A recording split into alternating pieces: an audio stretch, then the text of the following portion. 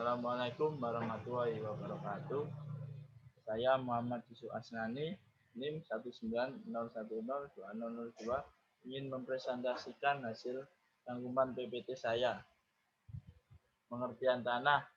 Tanah terdiri dari 4 komponen, yaitu mineral, udara, air, dan bahan organik.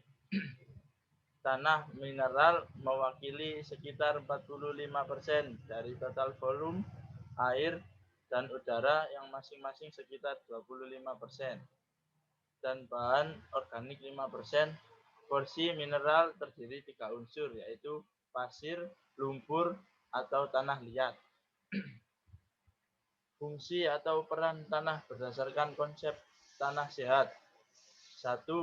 Tanah sebagai benda hidup. Tanah tempat kehidupan. Cacing tanah, arthropoda atau makroorganisme, bakteri, fungsi, actinomycet, gangga, nematoda, mikroorganisme, akar tanaman. 2. Tanah sebagai benda hidup meliputi bisa sehat, tanaman tumbuh subur, produksi tinggi, dipertahankan. 2. Bisa letih, mengalami gangguan fungsi, perlu istirahat. 3. Bisa sakit, tidak bisa berfungsi normal, itu harus perlu diobati. Bisa mati, sama sekali tidak berfungsi, dapat dipulihkan atau renewable resources. 3. Tanah sebagai tempat kehidupan. 1. Menyediakan udara untuk bernafas, menyediakan air untuk diminum, dan menyediakan unsur untuk dimakan. Inilah kehidupan tanah, di mana tanah bekerja sama dengan organisme untuk mengatur siklus hara tanah ke tanaman dan sebaliknya. Cacing tanah. Inilah gambar sketsa tanah Lumbricus terresus, dapat berukuran panjang 9 hingga 10. Bisa dibaca sendiri ya, teman-teman. Ukuran struktur tanah. Klasifikasi menurut agregat. Ukuran struktur tanah dibedakan menjadi 5. Ada sangat halus, ada halus, ada sedang, ada kasar, dan ada sangat kasar. Ukuran struktur tanah memiliki ukuran lempeng, tiang, gumpal, dan remah granuler. Bisa dilihat di slide ini, teman-teman. Jenis-jenis struktur tanah. Berdasarkan bentuknya, jenis-jenis struktur tanah dapat dibedakan menjadi 7 bagian, yaitu 1. Lempeng atau plati, yaitu struktur tanah yang memiliki bentuk di mana sumbu vertikal struktur tanah tersebut lebih pendek dari sumbu horizontal. 2. Prismatik atau prismatik adalah kondisi di mana struktur tanah memiliki sumbu vertikal lebih panjang dari sumbu horizontal dan di atas tanah tersebut berbentuk tidak membulat. 3. Tiang atau kolumnar, yaitu struktur tanah yang memiliki sumbu vertikal lebih panjang dari sumbu horizontal, namun sisi atasnya terlihat atau berbentuk membulat. 4. Gumpal bersudut atau angular blocky, yakni kondisi sumbu vertikal dan sumbu horizontal sama panjangnya dan sisi tanah tersebut membentuk sudut yang tajam. 5. Gumpal membulat atau subangular blocky, yang memiliki kondisi sumbu yang sama dengan gumpal bersudut. Hanya saja pada jenis tanah ini sisi tanah membentuk sudut membulat. 6. Butiran atau granular, merupakan jenis tanah yang berbentuk cenderung membulat atau terlihat memiliki banyak sisi, yang masing-masing pad atau gumpal tanah juga tidak berpori, serta 7 remah atau kram, yaitu kondisi struktur tanah yang membulat atau memiliki banyak sisi, serta terlihat sangat berpori.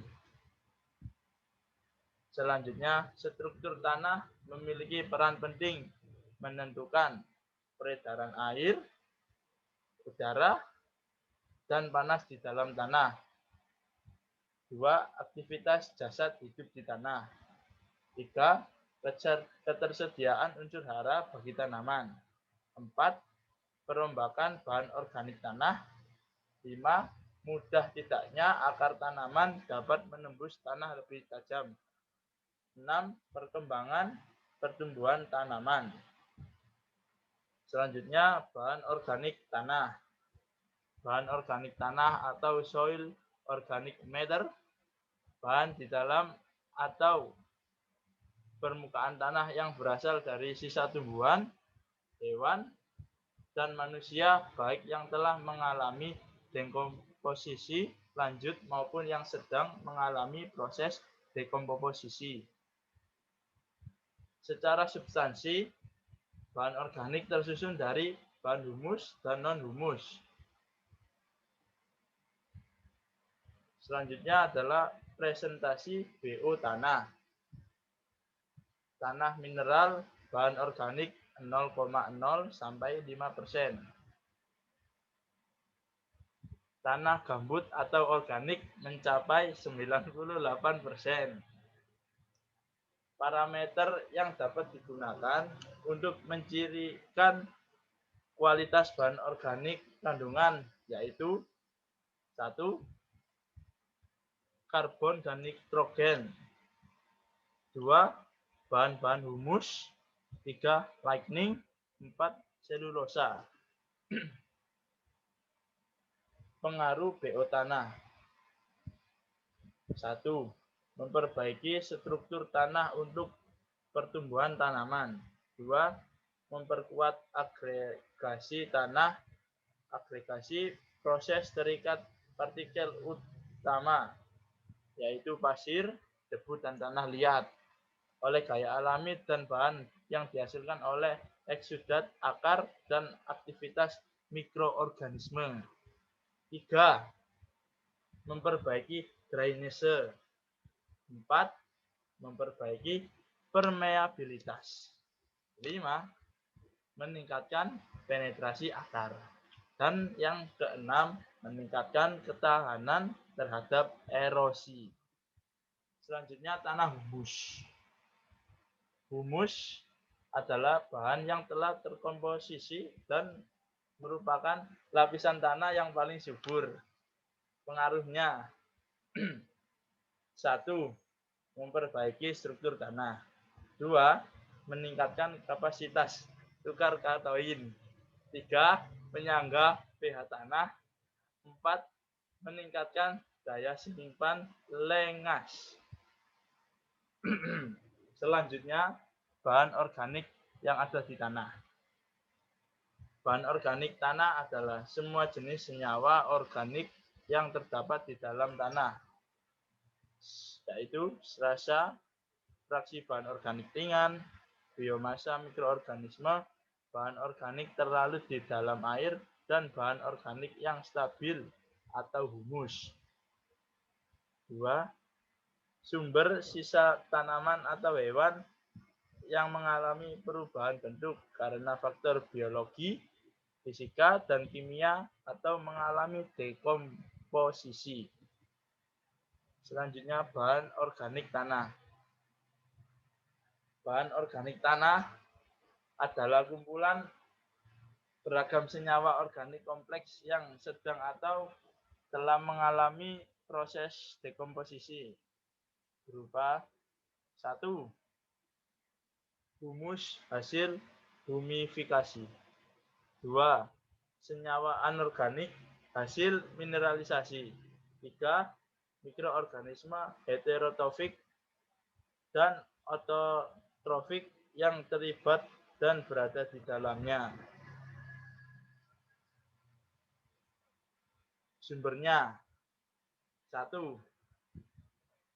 Primer, jaringan organik tanah, meliputi daun, cabang, batang, buah, dan akar.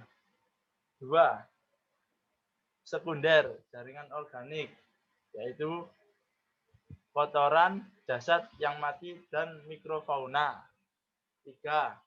Sumber lain dari luar, pupuk organik berupa pupuk kandang, pupuk hijau, pupuk bokasi atau pupuk kompos, dan pupuk hayati. Penyusun organik jaringan tumbuhan.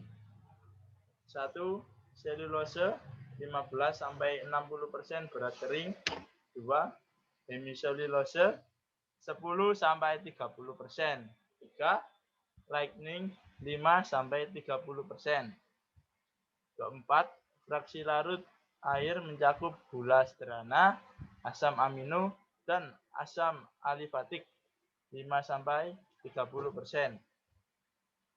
5. Fraksi larut eter dan alkohol dalam jumlah sedikit terdiri atas lemak, minyak, lilin damar, dan pigmen 1-8%. 6. Protein 1-15% yang mengandung N dan S. 7. Mineral atau abu 1-13%. Selanjutnya, bahan organik secara umum dibedakan menjadi 2, yaitu relatif sulit didekomposisi tersusun dari senyawa siklik, lightning, minyak, lemak, dan resin yang sulit diputus atau dirombak menjadi senyawa yang sederhana, umumnya pada jaringan tumbuhan. 2. Mudah didekomposisi, tersusun dari senyawa sederhana, C, O, dan H, mengandung senyawa selulosa, pati, gula, dan protein. Proses dekomposisi. 1. Reaksi enzimatik, oksidasi enzimatik. Reaksi oksidasi senyawa hidrokarbon yang terjadi melalui reaksi enzimatik menghasilkan produk akhir berupa CO2, H2, energi, dan panas. 2. Reaksi spesifik berupa mineralisasi dan atau imobilisasi unsur hara esensial NP dan S. 3. Pembentukan senyawa atau turunan yang menjadi resisten berupa humus tanah. Selanjutnya adalah 3 fase proses dekomposisi. 1. Fase biokimia awal. Hidrosis memecahkan secara parsial senyawa polimer tinggi menjadi senyawa lebih sederhana, seperti amilo menjadi gula dan protein menjadi peptide dan asam amino. B. Oksidasi menguraikan senyawa bercincin fenol menjadi senyawa berciri zat warna atau daun dan jerami berubah warna. Yang kedua, fase pemecahan mekanik menjadi serpian-serpian kecil oleh mesofauna dan makrofauna dengan gigitan, kunyahan, dan cernaan. Organisme yang berperan utama adalah cacing tanah, rayap, dan semut. Yang ketiga, fase penguraian mikrobiologi oleh semua organisme heterotrofik dan saprofitik, baik flora maupun fauna. A. Mengurangi enzimatik senyawa rumit menjadi lebih sederhana, sebagian digunakan oleh organisme untuk membangun tubuh, akan tetapi terutama digunakan sebagai sumber energi. B. Oksidasi atau respirasi, memproduksi CO2, H2, dan membebaskan energi. Pada unsur waktu bersamaan terjadi mineralisasi atau pembebasan unsur N dalam bentuk NH4+ atau amonifikasi yang dapat berlanjut diubah menjadi NO3 atau nitrifikasi. P menjadi fosfat, S menjadi sulfat, dan K, Ca, M, G atau miligram dilepaskan sebagai ion bebas terikat. Faktor yang mempengaruhi dekomposisi bahan organik adalah 1. Sifat dari bahan tanaman termasuk jenis, umur, dan komposisi kimia tanaman. 2. Tanah, aerasi, temperatur, kelembapan, kemasan, dan tingkat kesuburan. 3. Iklim terutama pengaruh dari kelembapan dan temperatur. Laju dekomposisi ditentukan oleh susunan kimia, bahan organik, dan faktor lingkungan. Yang pertama, faktor lingkungan terutama suhu, kelembapan, pH, dan potensial redoks bertindak lewat pengaruhnya atas pertumbuhan dan metabolisme dasar teknik pengurai. 2. Bahan organik yang banyak mengandung lignin sulit terkomposisi, sementara selulose, hemiselulose, dan senyawa larut air lebih mudah terdekomposisi. Urutan kemudahan dekomposisi. Yang pertama, gula, pati, dan protein sederhana. Yang kedua, protein kasar.